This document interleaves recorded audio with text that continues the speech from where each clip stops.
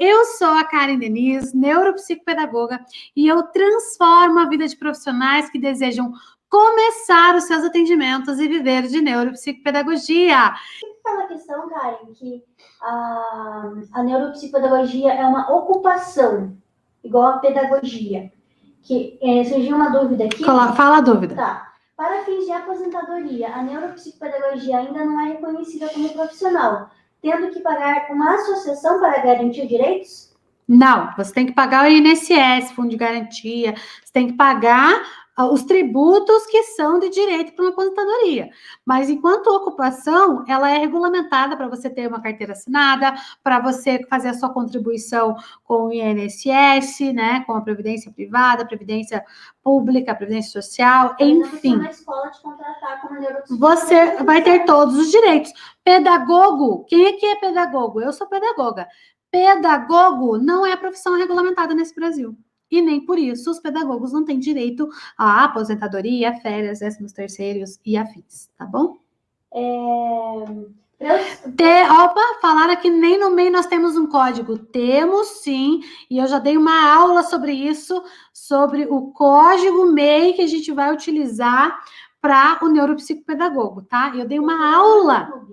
Tá no YouTube? Tem no YouTube, tá? Neuropsicopedagogo pode abrir MEI, você vai cair nessa aula, e eu dei uma aula sobre isso, tem um código que se enquadra no neuropsicopedagogo. Para atuar com neuropsicopedagogia, eu preciso fazer pedagogia primeiro? Não, porque a neuropsicopedagogia ela é uma ciência que tem como base a pedagogia, mas ela é transdisciplinar. Isso quer dizer o quê? Que ela transbordou a pedagogia. Ela não é presa nem a pedagogia, nem a neurociências, nem a psicologia cognitiva. Ela é uma ciência nova. Então, qualquer graduação na área de educação e saúde, você pode atuar como neuropsicopedagoga. Quer olhar alguma aí? Vou olhar aqui, então. Qualquer curso de graduação pode fazer pós em neuroPP clínica. Qualquer curso, segundo o Código de Ética, é orientado, adequado. Qualquer curso de graduação na área de educação e saúde, tá? Mas lembre-se, não existe uma lei clara sobre isso, mas eu acho que é válido qualquer curso na área da educação ou da saúde. Eu vou ler mais uma aqui, porque eu já tinha dado esse...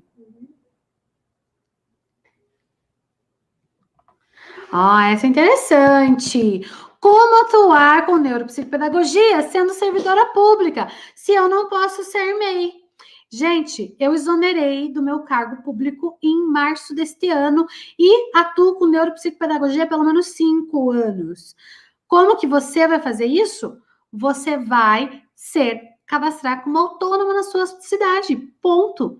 Você vai... Não precisa de declaração. Não precisa de nada. Você vai se cadastrar na prefeitura como autônoma para você atuar como neuropsicopedagoga, porque MEI você não pode abrir, né? E se você for abrir uma empresa limitada, uma sociedade limitada, você também não pode ser sócia administradora, você tem que ser uma sócia cotista.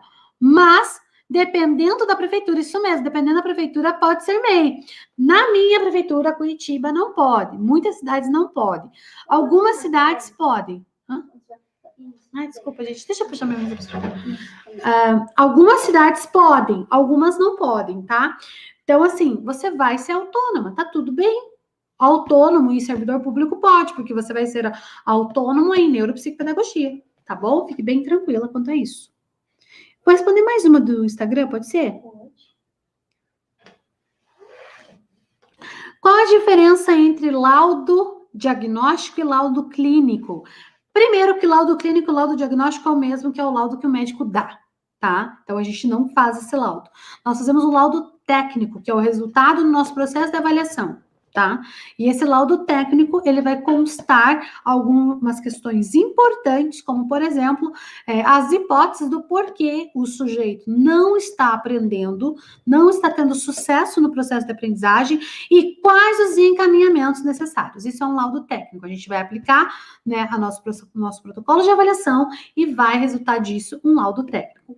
Laudo diagnóstico é quando o médico ele faz uma análise clínica e dá um veredito de uma doença, de um transtorno, de uma síndrome, de algo que ele identificou naquele sujeito de maneira relacionada com a saúde, né, física, emocional ou mental. Isso é laudo diagnóstico, é quando você dá um rótulo, dá um diagnóstico, dá uma sentença, entende? E a neuropsicopedagogia não faz isso, tá bom? Como atuar na neuropsicopedagogia hospitalar? Na área clínica ou institucional, de maneira individual ou coletiva. O espaço de atuação não faz diferença. Você vai atuar ou de maneira clínica ou de maneira institucional, em hospitais, escolas, ONGs, consultórios, salas próprias, home care. O espaço físico não está relacionado à nomenclatura neuropsicopedagogia clínica, neuropsicopedagogia institucional. Vou aproveitar e vou responder uma pergunta que eu já respondi hoje, mas daí como caiu aqui essa pergunta, ó, qual a diferença entre a neuropsicopedagogia clínica e institucional?